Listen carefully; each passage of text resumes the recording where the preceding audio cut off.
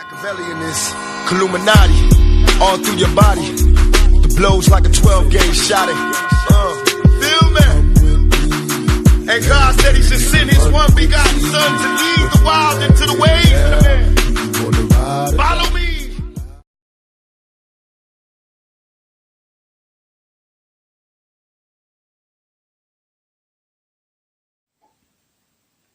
Les postas, bienvenue dans cette nouvelle vidéo. Comme vous avez pu le voir hier, on vous avait mis la première partie et les meilleurs extraits ou les premiers extraits de l'interview de Lionel Messi donnée à Sport. Donc voilà, c'était quelques extraits, mais le principal est là maintenant. L'interview, on l'a en complet. On a vu ce qu'il a pu dire sur Neymar, sur le club, sur ses ambitions, sur son départ. Là, on va tout vous résumer. Et d'ailleurs, quelque chose de très intéressant par rapport à sa relation à Antoine Griezmann. Et d'après ce qu'il peut dire, on peut peut-être penser qu'il y a quand même une petite tension. Contrairement à ce que disent certains qui disent que non, il n'y a pas de tension. On voit qu'il y a une certaine tension. On va vous expliquer pourquoi. Et on va vous donner les raisons pourquoi je pense qu'il y a quand même une petite tension entre Messi et Griezmann. Mais je pense que Antoine Griezmann aime beaucoup Messi. Mais je pense que Messi n'est pas vraiment très heureux que Griezmann soit au FC Barcelone. Donc on va vous dire pourquoi. On va regarder question après question, réponse après réponse, enfin surtout réponse après réponse parce qu'on n'a que les réponses de Lionel Messi et pas les questions. Donc voilà, donc comme on a pu le voir hier, c'est ma maison et je ne veux pas partir. Mais je veux gagner. Donc on va continuer et vous dire l'interview en exclusivité, en intégralité, excusez-moi, en intégralité complète. Donc, Messi, favori pour le Ballon d'Or? Non. On ne sait pas qui est le favori. Je ne me sens pas favori. Les titres individuels sont secondaires. C'est vrai que ça, il a toujours dit qu'il mettait en premier lieu les titres collectifs que les titres individuels. Mais on sait très bien quand même que pour lui, les titres individuels sont très importants. Avec les 5 ballons d'or qu'il a eu, plus tous les souliers d'or, plus les meilleurs joueurs de l'UEFA, le meilleur joueur de la Coupe du Monde en 2014. Donc voilà. C'est quand même un schéma important pour lui. Mais c'est vrai qu'il a toujours dit que les titres collectifs passaient en premier par rapport aux titres individuels. Après, favori pour le Ballon d'Or, il dit non, on ne sait pas qui est le favori. Donc c'est vrai que moi, si on me demandait, c'est vrai que Franck Rick a fait une saison extraordinaire.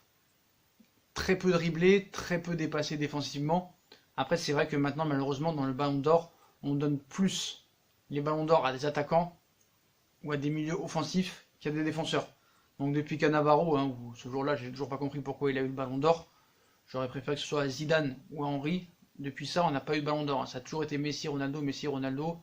Une fois Kaka en 2007 et une fois Modric la saison dernière.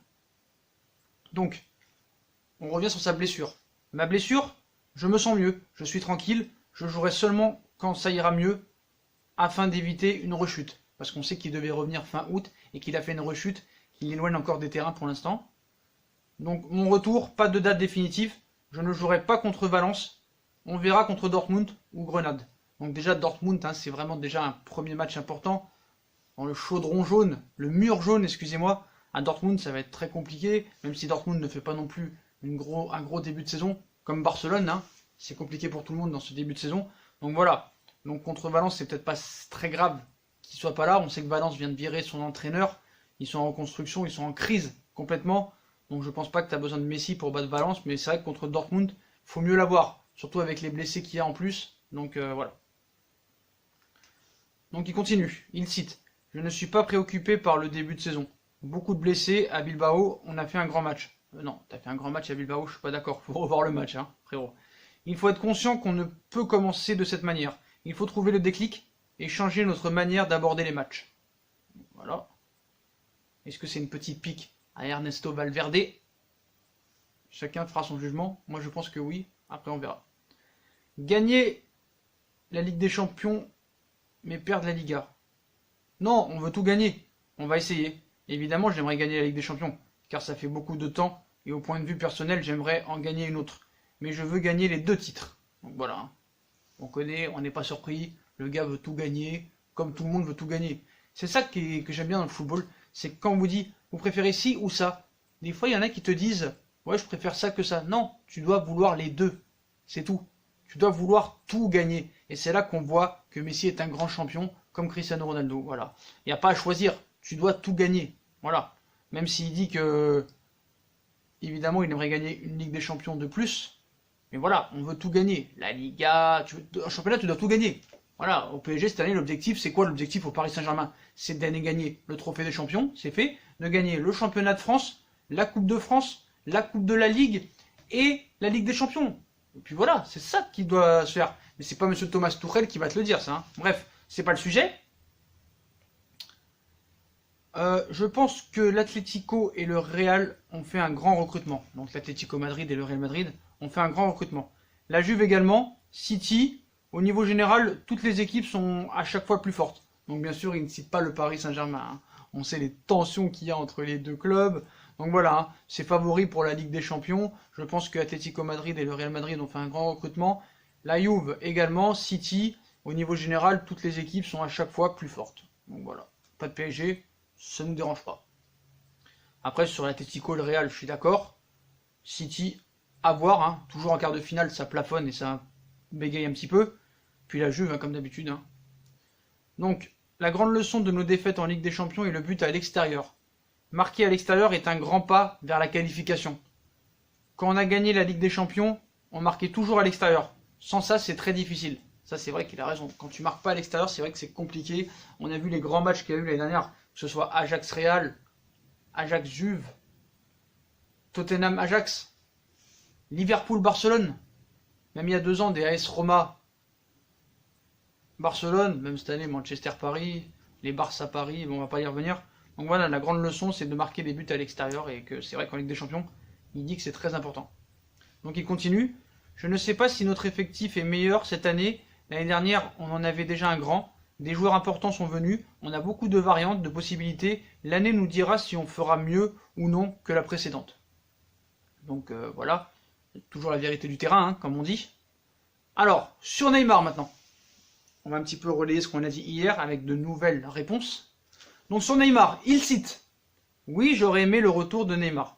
Je comprends ceux qui sont contre. C'est normal et logique. Mais sportivement, Neymar est un des meilleurs et avec lui nos possibilités de tout gagner auraient augmenté. Sportivement, j'aurais été enchanté de le voir revenir. » Donc voilà, là on peut être que d'accord avec lui sur ces propos-là pour l'instant. Il continue. Sur Neymar, si le Barça a tout fait pour faire revenir Neymar, sincèrement je ne sais pas. Je n'ai aucune information sur comment se sont déroulées les négociations. Mytho, mytho, mytho, mytho. Fake Messi, Léo, la Pulga, j'ai un grand respect pour toi, mais là tu mens. Si le Barça a tout fait pour faire revenir Neymar, sincèrement je ne sais pas. Ça on peut te croire. Je n'ai aucune information. Ça je te crois pas. Tu sais très bien ce qui se passe dans le club. Tu sais très bien que les dirigeants te tiennent au courant, minute par minute, du recrutement, de tout ça. Ça c'est, faut être très clair là-dessus. Sur comment se sont déroulées les négociations, ça peut-être on peut te croire. Mais quand tu dis que tu n'as aucune information sur comment se sont déroulées les négociations, ça c'est faux. Voilà, c'est faux. Si le Barça a tout fait pour revenir Neymar, que tu sais pas, ça on te croit. Mais que tu n'aies aucune information des négociations, c'est faux. Voilà, c'est faux complet. Donc sur Neymar, il continue. Je sais que Neymar voulait venir. On en a parlé. Je ne sais pas si le club le voulait. Je comprends aussi que c'est difficile de négocier avec Paris. Ces négociations ne sont jamais simples. À la fin, tout n'est pas très clair. Bah, ce qui est clair, c'est que c'est toi qui l'as voulu et que lui s'est servi de votre club pour avoir sa revalorisation et sa prolongation de contrat. Donc je vais pas me répéter, mais voilà. Donc tu savais qu'il voulait venir, peut-être, on en a parlé, sûrement. Je ne sais pas si le club le voulait, ça je peux t'assurer qu'il ne le voulait pas. Je comprends aussi que c'est difficile de négocier avec Paris, ça je te le fais pas dire. Ces négociations ne sont jamais simples, c'est sûr.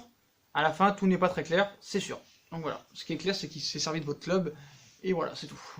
Et que le Barça a fait semblant de négocier pour te faire plaisir, Léo. Voilà. Donc après, encore sur Neymar, hein. Le vestiaire a demandé Neymar? Non, on a donné notre opinion, mais on n'a jamais dit qu'il fallait le signer. On décide de rien. Faux, faux, faux, frérot. Faux. Le vestiaire a demandé Neymar. Non, c'est faux. Parce que toi, tu as demandé Neymar, Piqué et Suarez ont demandé Neymar. Tu peux pas dire le contraire. On a donné notre opinion, d'accord, mais on n'a jamais dit qu'il fallait le signer. On décide de rien. Si, tu as demandé si quand même on pouvait le signer. On aurait plus de chances peut-être de gagner la Ligue des Champions et la Liga en même temps avec Neymar. Donc ne mens pas. Donc on continue sur Messi. D'ailleurs là les potos, hein, je n'ai rien contre Messi. Hein. Messi est un de mes 2 joueurs préférés. Donc voilà. Avec Ronaldo, c'est deux monstres. Donc, commencez pas à dire en commentaire, ouais, tu critiques Messi, c'est une honte. Il continue sur Neymar, hein. Déçu pour Neymar? Non, j'aurais aimé qu'il signe. Simplement, j'aurais aimé jouer à nouveau avec lui. Rien d'autre. Voilà, là c'est clair, là on te croit. Alors, au sujet de ses pouvoirs dans le club. Je ne décide pas au club, ni à la sélection non plus. Ils disent que je choisis le coach. Les joueurs, je n'y donne pas d'importance. Je sais comment est la réalité. Encore faux, faux, faux. Je ne décide pas au club. Peut-être, ni à la sélection non plus. Si, à la sélection, tu vas pas nous dire que tu ne décides pas des fois. Arrête. Dybala, c'est toi qui n'en veux pas. Icardi, c'est toi qui le blacklist et qui disent à tous les sélectionneurs qu'il ne faut pas le prendre. Tu as une dent contre Icardi, tu as une dent contre Dybala. On les voit jamais sur le terrain. Donc peut-être que Dybala, c'est à discuter pour savoir si c'est toi ou pas. Mais je suis désolé. Icardi, c'est toi qui n'en veux pas. On sait les tensions qu'il y a entre toi et Icardi. Donc voilà. Tu peux pas dire qu'à la sélection, tu ne décides pas. C'est faux. Faux, faux, faux. Pour le Barça, c'est à voir. Mais à l'Argentine, des fois, tu as beaucoup de prises de pouvoir et de prises décisionnaires. Tu vas pas nous dire le contraire. La fédération d'Argentine te contacte beaucoup et prend beaucoup en compte ton avis. Tu peux pas dire le contraire. Et c'est toi qui as blacklisté Icardi, faut pas l'oublier. Donc lui, il s'est blessé. J'espère que cette année, il pourra montrer tout ce qu'il a. Un potentiel énorme. Comme joueur, il est impressionnant. Donc il parle de Dembélé. Hein. Dembélé peut faire ce qu'il veut. Il est très jeune. Cette année est importante pour lui. Il doit montrer ce qu'on attend de lui. Il doit être professionnel s'il veut triompher au club. J'espère qu'il n'aura pas la malchance avec les blessures, dès qu'on en a eu besoin. Donc voilà, il lui espère quand même une bonne saison, qu'il n'aura pas trop de blessures, mais voilà, Dembélé peut faire ce qu'il veut, il est très jeune. Cette année est importante pour lui, il doit montrer ce qu'on attend de lui, il doit être professionnel. Donc voilà, quand il dit il doit être professionnel, ça prouve bien que l'hygiène de vie et la façon dont se comporte Dembélé, que ce soit dans l'hygiène de vie et professionnellement et en comportement, n'est pas très catholique, n'est pas très bon. Donc voilà, c'est une petite pique à Dembélé, mais quand même il l'encourage à la fin en lui souhaitant une grosse saison et on espère qu'il n'aura pas de blessure et qu'il n'aura pas de malchance. Donc voilà, aucune aminosité envers Ousmane Dembélé. Après, il cite et il continue, c'est difficile de jouer au Barça, le club le plus grand au monde. Ça c'est son avis. Tout est difficile, les supporters, l'entourage, les journalistes, ce n'est pas facile de jouer au Camp Nou. Quand on est confiant avec une forte tête, c'est mieux, mais on n'est pas tous comme ça. Voilà, pas grand chose à dire. Les défaites, c'est notre faute. Le staff n'a rien à voir là-dedans. On a fait une grande saison, c'est plus notre faute que celle de l'entraîneur. Donc d'accord, quand tu dis c'est plus ta faute que celle de l'entraîneur, d'accord, c'est vous qui êtes sur le terrain, il n'y a pas de souci. Mais tu peux pas dire que c'est pas l'entraîneur qui fait la composition d'équipe. Les joueurs qui sont sur le terrain, c'est Ernesto Valverde qui les met, c'est pas toi. Donc si c'est toi qui les mets, tu peux pas dire que tu n'as pas de contrôle dans le club. Non, tu es fautif avec les joueurs, pas de souci. Mais ton entraîneur est aussi fautif des choix qu'il fait sur le terrain, des choix tactiques, de la disposition de l'effectif, de l'identité de jeu. Donc voilà. Donc ma condition pour rester est d'avoir un projet gagnant. Ah, là c'est intéressant quand il dit ma condition pour rester est d'avoir un projet gagnant. Ça veut dire qu'il menace de partir le mec. Je suis désolé. Si on est intelligent et un petit peu cohérent et du bon sens, quand il dit ma condition pour rester est d'avoir un projet, c'est-à-dire que le mec il fixe une condition pour ne pas partir la saison prochaine. Donc ma condition pour rester est d'avoir un projet gagnant. Je veux gagner dans ce club, c'est ma maison. Je n'ai pas l'intention de partir, mais je veux rester compétitif et gagnant. Donc voilà, dans sa tête, c'est très clair et net qu'il veut continuer au Barça, qu'il veut peut-être même y finir sa carrière, à condition qu'on lui présente un projet ambitieux pouvant aller jusqu'à la victoire finale en Ligue des Champions, parce que le championnat de Liga, il le gagne 4 fois sur 5. Donc voilà, c'est pas de la Liga qui parle, lui il veut la Ligue des Champions. Et là, d'après ce que je comprends, ma condition pour rester est d'avoir un projet gagnant. Je veux gagner dans ce club, c'est ma maison. Je n'ai pas l'intention de partir, mais je veux rester compétitif. Donc c'est sûr que s'il voit que lui n'est plus trop au niveau cette année à cause des blessures qui sont en train d'arriver, plus le club qui lui promet pas un projet gagnant, peut-être que le mec il ira voir ailleurs. Mais je pense pas qu'il ira voir en MLS ou en Chine ou en Argentine, parce que le mec veut gagner. Donc s'il veut gagner, c'est la Ligue des Champions. Et la Ligue des Champions, tu peux la gagner que dans un club européen. Est-ce une menace? On n'en est pas loin. Donc le mec veut rester à Barcelone, il n'y a pas de souci, mais il est en train d'envoyer un message genre aux dirigeants barcelonais, présentez-moi un projet. L'année prochaine, peut-être qu'il va falloir recruter encore 1 ou 2 joueurs pour, vous voyez, gagner cette Ligue des Champions qui les fuit depuis, voilà, depuis 2015. Hein. Depuis 2015, cette Ligue des Champions leur échappe. Voilà, eux ils se plaignent parce que ça fait 4 ans qu'ils n'ont pas gagné. Qu'est-ce qu'on devrait dire, nous, supporters parisiens, qui l'attendons depuis 50 ans? Voilà. Nous, on est encore pire qu'eux. Donc voilà, c'est bon, ça fait 4 ans que tu n'as pas gagné avec des champions. C'est bon, calme-toi. Hein. Donc voilà. Attention à cette menace. Et à cette condition. Donc, on poursuit. Il va parler un peu de la famille. Mes 2 fils sont pour le Barça. Encore heureux, hein. Ils n'aiment pas perdre. Quand ça arrive, ils vont mal. Matteo célébrant les buts des autres équipes, c'est faux et mal interprété. C'est une de nos actions ratées. Donc voilà, il y en a apparemment qui auraient vu lors du match le 5-2 contre le Betis Séville.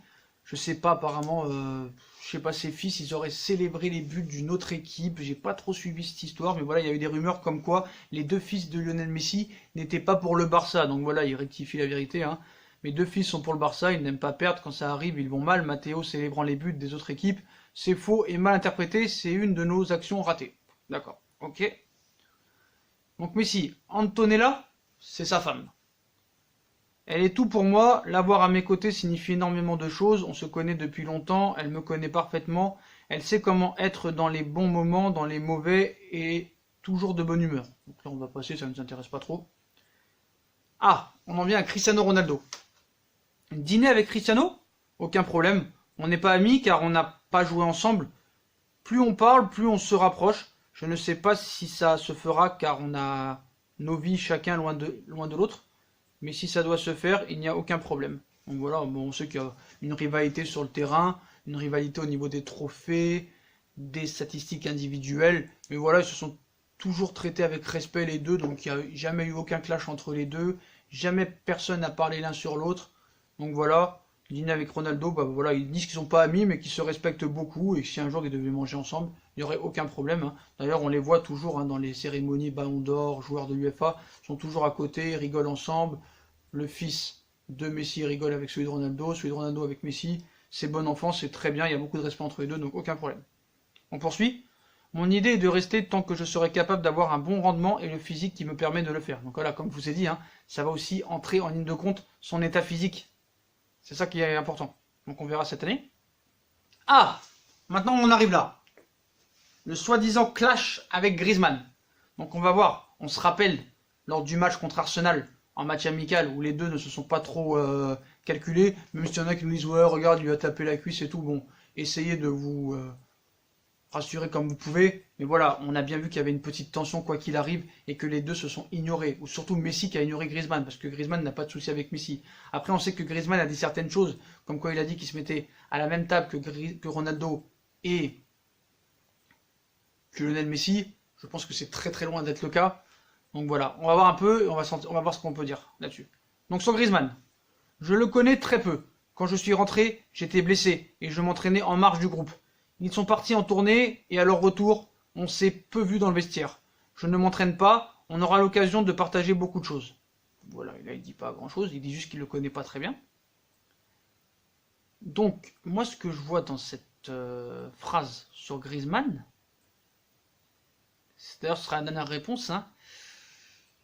Voilà, faut pas oublier certaines choses. Quand il dit Griezmann, je le connais très peu, d'accord? Quand je suis rentré, j'étais blessé, je m'entraînais en marge du groupe. Ils sont partis en tournée et à leur retour, on s'est peu vu dans le vestiaire. Je ne m'entraîne pas, on aura l'occasion de partager beaucoup de choses. Alors, faut pas oublier que lui, il voulait Neymar. Voilà, il voulait Neymar. Donc après, on va pas parler des incompétents de l'équipe 21, tout à l'heure l'équipe du soir, qui ont posé une question genre la froideur de Messi est-elle troublante pour l'avenir de Griezmann? Parce qu'on voit que là sur Griezmann, il parle pas beaucoup. Voilà, il pourrait lui faire des éloges, un petit peu le transcender, on va dire. Mais là, on voit que c'est très clair dans sa question. Il parle pas beaucoup de Griezmann. Voilà. Donc, ce qu'il faut pas oublier, c'est que cette phrase a été peut-être mal interprétée d'Antoine Griezmann. Faut pas oublier que Griezmann a gagné la Coupe du Monde. L'équipe à Griezmann a éliminé l'Argentine. Plusieurs fois aussi, l'Atlético Madrid a éliminé le Barça en Ligue des Champions. Et attention, Messi, tout le monde dit que c'est un enfant de cœur, c'est Cristiano Ronaldo le méchant, et Lionel Messi le gentil, mais il ne faut pas oublier que Messi, il y avait un journaliste de AS à l'époque en 2012 qui avait dit que voilà, c'était pas un enfant de cœur, que des fois il prenait à part les soi-disant jeunes du Barça ou d'autres joueurs qui lui disaient ouais, tu joues pour moi, tu dois te taire, ce que je dis tu dois le faire. Donc attention, Messi n'est pas un enfant de cœur. Attention, attention, hein. Tout le monde croit que c'est un très bon gars, très gentil, tout ça et tout, mais dans le vestiaire, voilà. Hein. Donc il n'a pas eu peur de l'arrivée de Suarez, de l'arrivée de Neymar. On sait que Neymar est parti du Paris Saint-Germain. C'est pas parce qu'il était ennemi avec Messi, ils sont très amis les deux. Mais voilà, il voulait partir de son envol pour l'arrivée et revenir. Donc voilà. Est-ce qu'il a peur d'Antoine Griezmann? Je pense pas. Mais il faut dire qu'Antoine Griezmann, voilà, l'a beaucoup de fois mis en danger. Il l'a fait éliminer de beaucoup de Ligue des Champions, de quarts de finale. Il l'a éliminé en Coupe du Monde contre la France. Il est champion du monde, au contraire de Messi. Il a fini devant lui au Ballon d'Or la saison dernière. Donc voilà. Griezmann qui finit devant Messi, devant Ballon d'Or. Messi, il a un ego aussi. Un ego peut-être surdimensionné, mais voilà. Donc, après, de dire que Messi, c'est une ordure, attention. L'équipe du soir, faut pas les écouter. Voilà. Chaque grand joueur parle aux jeunes. Voilà. Messi peut se permettre de dire à un jeune, tu joues pour moi. C'est le patron de l'équipe. C'est un phénomène. Quintuple Ballon d'Or, 4 Ligues des Champions. Tu peux l'écouter, il a rien dit de grave. Il l'a pas insulté de tous les noms. Mais voilà. Moi, je pense qu'il y aura quand même des petites tensions entre Griezmann et Messi. Mais c'est surtout Messi qui a un problème avec Antoine Griezmann. Parce que quand on lui pose la question sur Griezmann et qu'il dit je le connais très peu, quand je suis rentré j'étais blessé, je m'entraînais en marge du groupe, ils sont partis en tournée, à leur retour on s'est très peu vu dans le vestiaire, je ne m'entraîne pas, on aura l'occasion de partager beaucoup de choses. Voilà, il pourrait, je sais pas, il aurait pu dire ouais c'est un très bon joueur, champion du monde, qui arrive à marquer beaucoup de buts, voilà, il aurait pu l'encenser comme il a fait avec Dembélé. Mais voilà. Là, je pense que le gars n'avait pas envie de s'étirer sur la question. Donc voilà. Donc franchement, moi quand je vois cette interview, bah, j'en retiens beaucoup de choses. Je vais pas me répéter. C'est une bonne interview. Le gars est toujours ambitieux, mais ce que je retiens, c'est la phrase sur Antoine Griezmann. Je suis désolé, qui est très troublante et qui est pas très élogieuse envers Griezmann. On voit qu'il n'est pas ravi, qu'il aurait préféré Neymar. Voilà. Donc est-ce que c'est une histoire d'ego? Est-ce que c'est une histoire qu'il l'a éliminé plusieurs fois avec l'Atlético, qu'il a été champion du monde, qu'il a fini devant lui au Ballon d'Or, qu'il a dit qu'il était à la même table que lui?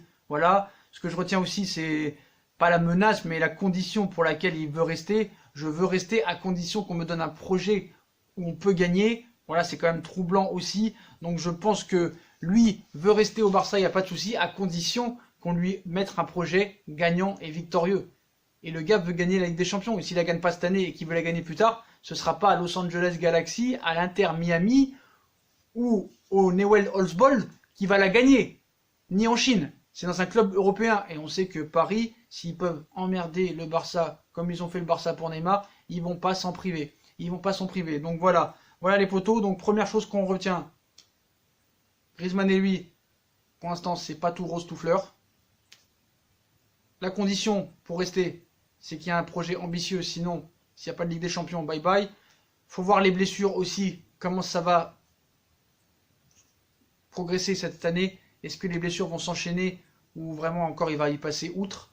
Il va encore être ménagé par rapport à ça. On sait que toute sa carrière, il n'a pas vraiment été blessé.